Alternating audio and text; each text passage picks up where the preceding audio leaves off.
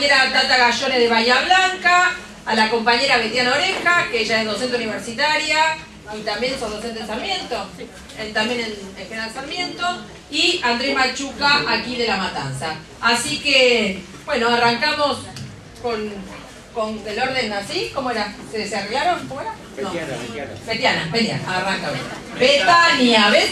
¿Ves que yo no tengo la culpa de equivocarme? ¿Ves? Betania. Pero sabías a quién, ¿eh? Ahí como lo dijiste bien, se acordó de mí. Bueno, buenas tardes a todos y a todas. Es un gusto nuevamente estar acá en Matanza. Yo gracias a la Multicolor voy conociendo todas las localidades de Matanza, porque estuve en algunos talleres de formación de delegados que me invitaron, así que bueno, nuevamente les agradezco la invitación y siempre es una responsabilidad estar acá monopolizando la palabra un rato. Yo, bueno, quería hacer algunos planteos generales y después seguramente mis compañeros profundizarán en algunas cuestiones educativas y, bueno, veremos qué sale en el apretado tiempo que tenemos. Por empezar, bueno, desde la asunción del gobierno de Cambiemos, quizás, bueno, repito algunas cuestiones que ustedes trabajaron a la mañana porque no pude estar, se ha difundido esta caracterización de las políticas como el gobierno de los CEOs, la vuelta del neoliberalismo, la vuelta del mercado en educación, la mercantilización, esto que se instala nuevamente, se dice, una lógica meritocrática y mercantilizadora.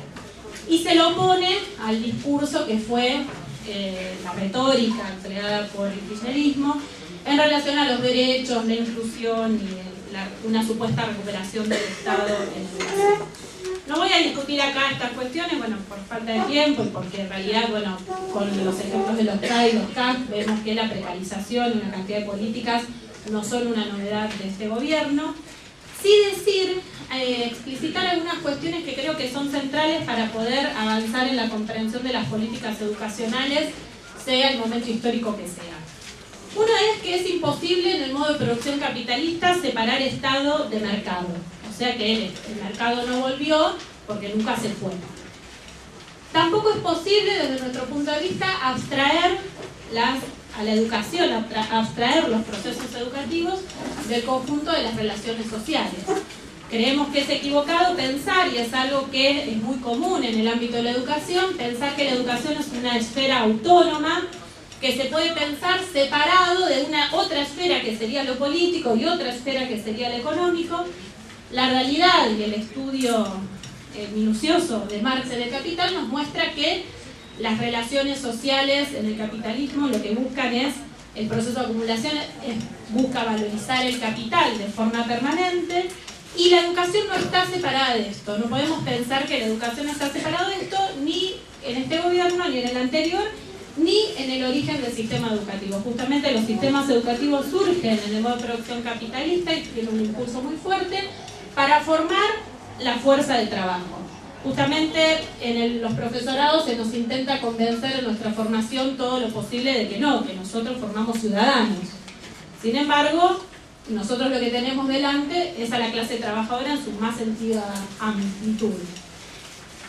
En este sentido, lo que nosotros venimos planteando con una cantidad de compañeros es que si queremos avanzar en el conocimiento, en la comprensión de las políticas educacionales, forzosamente la realidad nos lleva a avanzar en el conocimiento del modo de producción capitalista y las determinaciones específicas que asume la Argentina. En este sentido, por el escaso tiempo, solo dos cuestiones muy generales sobre el movimiento del capital en este momento, y es plantear que desde la década del 70 se vienen consolidando en el capitalismo una cantidad de cambios técnicos que se generaron por la necesidad del capital de incrementar la productividad del trabajo y de aumentar la plusvalía relativa, que tiene que ver con automatización de procesos productivos, robotización, deslocalización productiva, fragmentación de la producción y demás. Y se fue conformando lo que algunos autores plantean que es una nueva división internacional del trabajo. En ese sentido nosotros, nosotros porque somos un grupo de compañeros que venimos pensando en esto, tomamos los planteos de Juan Iñigo Carrera. Él viene planteando, iba a decir autor, en realidad bueno, es un autor y político, porque no podemos separar lo teórico de lo político. argentino, que lo que va planteando es cómo el capital, desde la década del 70 para acá, fue incrementando fuertemente a la fuerza de trabajo a nivel internacional y por ende fragmentando su formación. O sea, si hasta la década del 70 los sistemas educativos, en términos generales, y estoy simplificando un poco por el tiempo, formaban a un trabajador con atributos relativamente universales, y eso es lo que explicó el desarrollo de los sistemas educativos públicos, mediados por las luchas que se dieron para que esos sistemas educativos públicos se expandan. Desde los 70 para acá, lo que vemos es una fragmentación de la clase trabajadora y una fragmentación muy fuerte de su formación. Entonces, hay porciones de la clase trabajadora que tienen que tener lo que él llama atributos productivos expandidos, conocimientos complejos para, digamos, procesar procesos productivos. Cuando digo en toda su complejidad, desde las llamadas ciencias naturales y básicas y exactas a las llamadas ciencias sociales. Entonces hay una porción de la clase trabajadora que necesita altos niveles de formación, y eso está desparramado, digamos, a nivel mundial, y hay una enorme población de la clase trabajadora que en realidad, una enorme porción de la clase trabajadora que vio sus atributos productivos degradados, que va a hacer frente a trabajos básicamente donde no necesita un desarrollo de conocimientos científicos como el que nosotros quisiéramos que tuviera la totalidad de la clase trabajadora, y por ende además vio en algunos casos reducida su formación. Entonces esta fragmentación y fuerte diferenciación de la fuerza de trabajo es lo que desde nuestro punto de vista determina la enorme diferenciación que nosotros vemos en el campo educativo, ¿no? Que no me voy a extender en ejemplos, pero lo podemos ver entre escuelas públicas y privadas, a nivel internacional, dentro de las públicas y privadas, en las distintas calidades de la educación que sabemos que existen, se suman programas como los FINES, bueno, una diversidad de formaciones que, como vemos, no se garantiza que la extensión de la escolaridad garantice, en todos los casos, mayor formación. En el caso de la Argentina, la especificidad de la Argentina es producir mercancías que portan renta de la tierra, que portan una renta extraordinaria de la tierra, o sea, mercancías agrarias. No me voy a extender en esto porque no, la verdad que para eso podría invitar a compañeros que sepan más que yo de esto, pero sí plantear que la expansión de la renta en la Argentina, de la renta agraria y su retracción, determina fuertemente las posibilidades del gasto social. Entonces, tras una década que tuvimos en los 2000, tras casi una década donde los precios de las commodities agrarios tuvieron precios favorables a nivel internacional, asistimos en este momento a una retracción de la renta agraria, y esto es lo que nos enfrenta a un aumento fuerte de la pobreza, de la precarización, de la desocupación, la caída de los salarios reales y la expansión de lo que podemos llamar la población obrera sobrante para las necesidades del capital. Población obrera sobrante, quiero decir, parte de la clase trabajadora que o no consigue trabajo, o no es empleable, o trabaja pero con salarios por debajo de lo que le permite reproducirse a sí mismo y a su familia.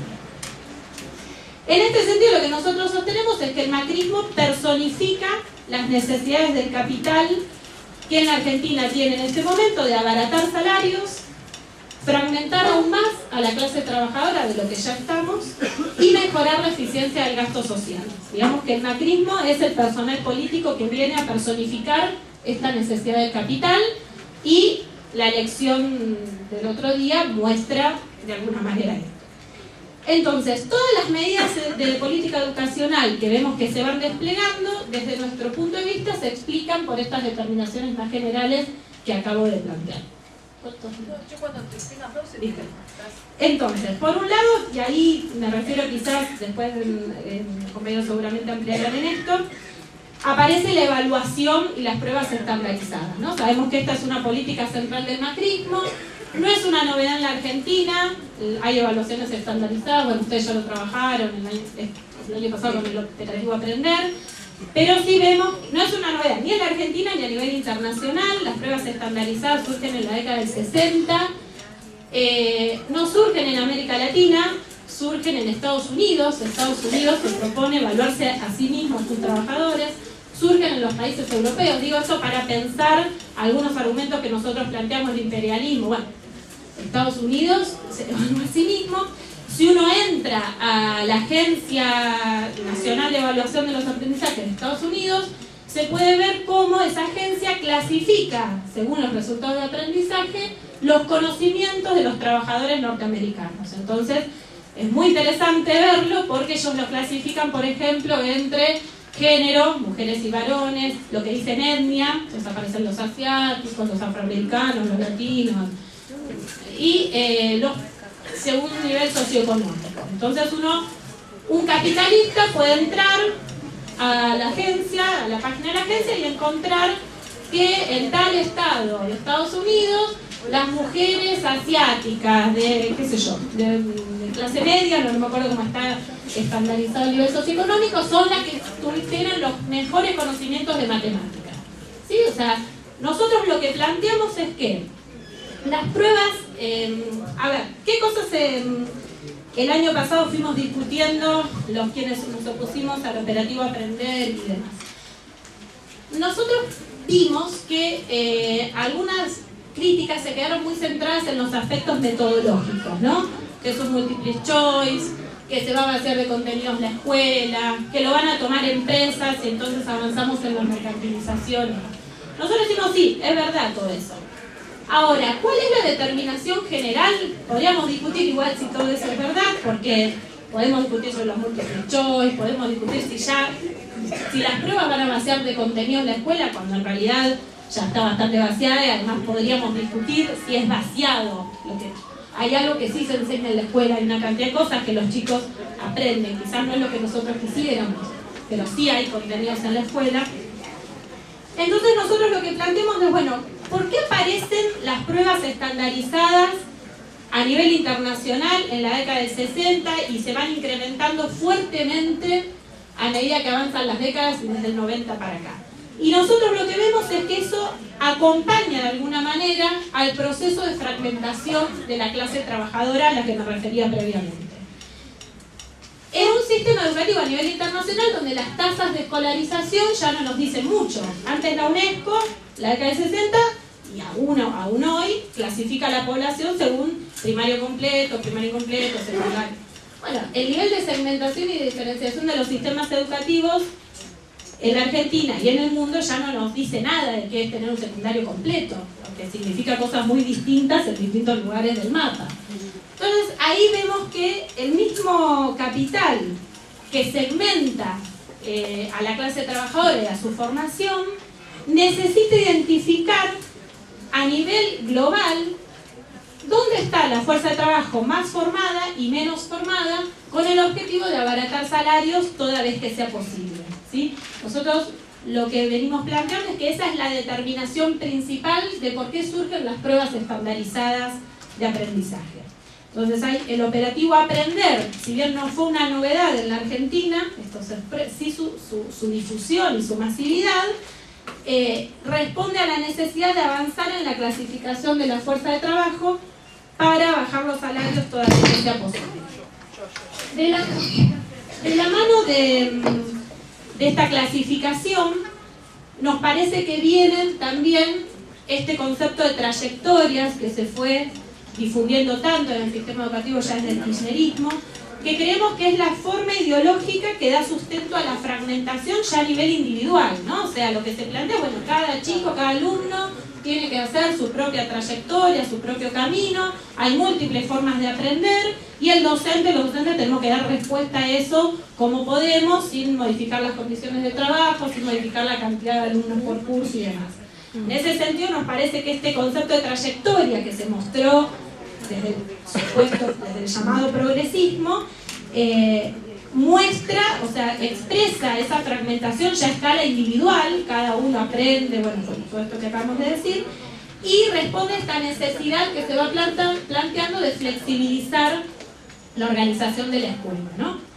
En ese sentido, el plan maestro, por ejemplo, incluye el desarrollo, no sé si lo vieron, un sistema integral de información digital educativa, que cuando yo lo vi dije, porque ahí lo que plantea es que se va a tener información nominal de la trayectoria de alumnos y docentes. O sea, todo nuestro recorrido va a estar identificado de forma nominal, con nombre y apellido, con resguardo de identidad.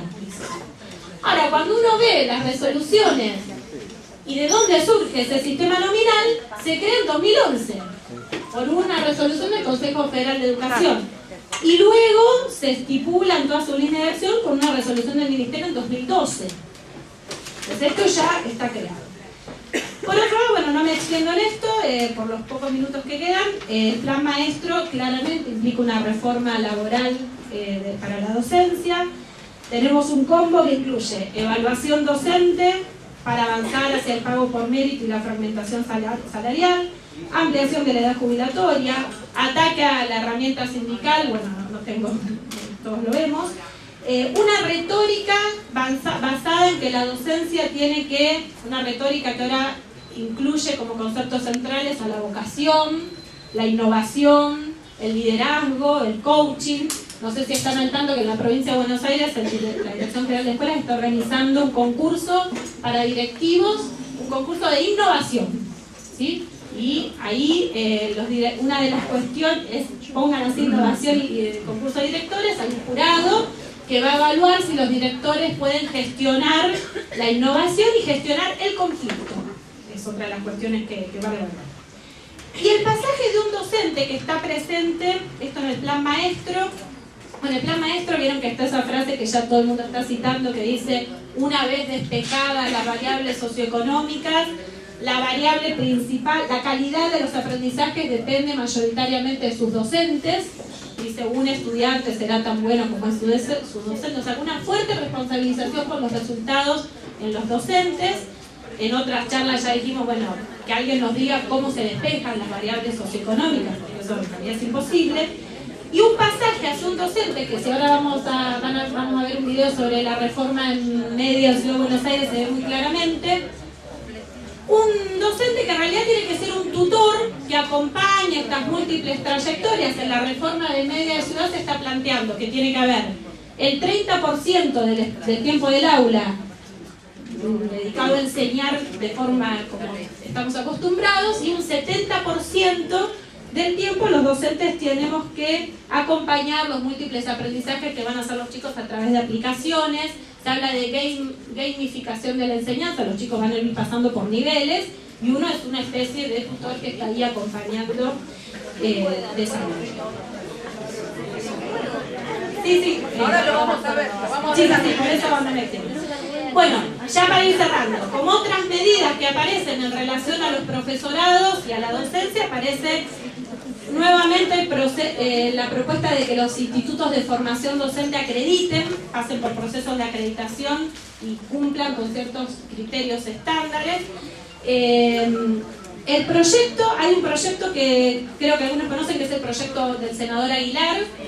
Bueno, lo hemos analizado. Va arrancado el proyecto del senador Aguilar, que tuvo una versión en 2015.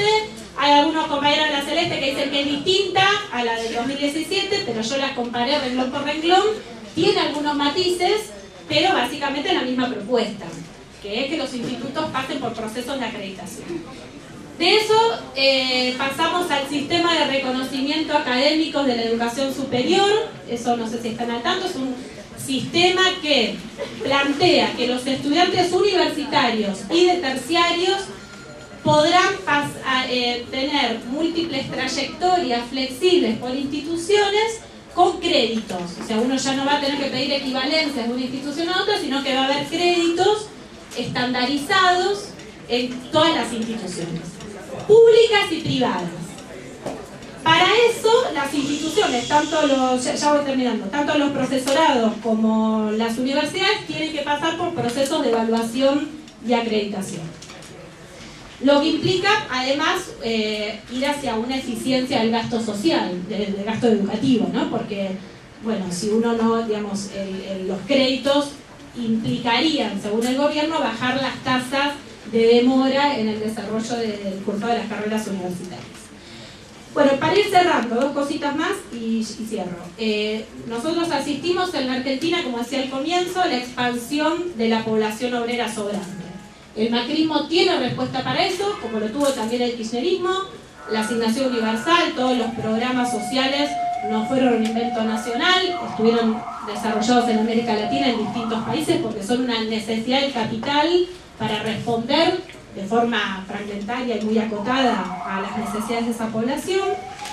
Y en ese sentido creemos que toda la retórica del emprendedurismo, del macrismo, responde a, bueno, vos sobrás, sos un sobrante, no tenés empleo, o vas a tener un empleo por debajo de las posibilidades para vivir, bueno, entonces vos tenés que emprender, tenés que vos generar tu propio trabajo, la empleabilidad, todas estas cuestiones que aparecen y que también aparecen en la reforma de Ciudad de Buenos Aires.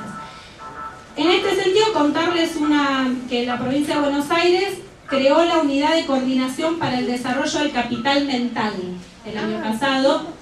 Unidad de Coordinación para el Desarrollo del Capital Mental en 2016. Es una unidad, ahí está Facundo Manes, un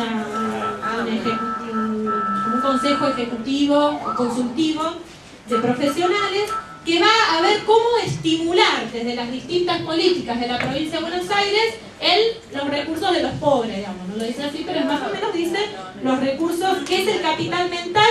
Los recursos cognitivos, sociales y emocionales. Lo que se plantea, que se viene planteando como las capacidades blandas, ¿no? Entonces, en este sentido, esta es la política para esta población que al capital le sobra.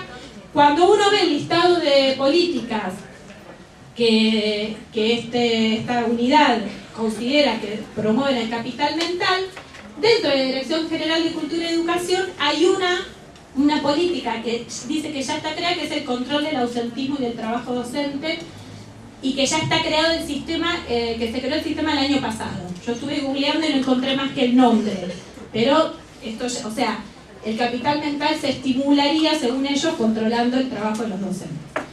Bueno, y por último, esto está avanzada en que la educación no es solo responsabilidad del Estado, sino que está a cargo de múltiples agentes educativos. Ya lo vimos con el FINES, lo vimos con los programas que se fueron desarrollando en la década previa. Vemos que en el plan maestro aparece que tanto el nivel inicial como la jornada extendida no va a ser garantizada necesariamente por el Estado, sino por organizaciones sociales, políticas y demás, lo mismo que el nivel secundario. De hecho, Finocchiaro ya dijo, vieron que no es que se van a crear 3.000 jardines, sino que ahora son 10.000 aulas, porque se dieron cuenta que era más caro crear esos 3.000 jardines. Y en ese sentido ya está aprobado un programa que se llama La Escuela Sale de la Escuela, no sé si lo conocen, que es el programa que va a garantizar la jornada extendida con esta idea de que no es solo el Estado, sino todas las organizaciones. Bueno, para cerrar, porque ya me extendí demasiado, evidentemente nos enfrentamos a mucho, no solo a algunas reformas acotadas, y en este sentido yo celebro esta jornada y celebro que desde el sindicato y desde los docentes avancemos en los conocimientos, porque no hay posibilidad de enfrentarnos a lo que sea sin avanzar en los conocimientos de las determinaciones. Y en ese sentido, luchar por nuestras condiciones de trabajo creo que tiene que ser de la mano de poder avanzar todo lo que podamos, contrarrestar todo lo que podamos, la enorme fragmentación a la que nos somete el capital. Y en ese sentido creo que tenemos también una deuda muy fuerte de trabajo en nuestras escuelas, con nuestros alumnos y con los padres de nuestros alumnos. O sea, todo lo que podamos unificar luchas creo que es central para poder enfrentarnos en mejores condiciones a todas las reformas que están en marcha.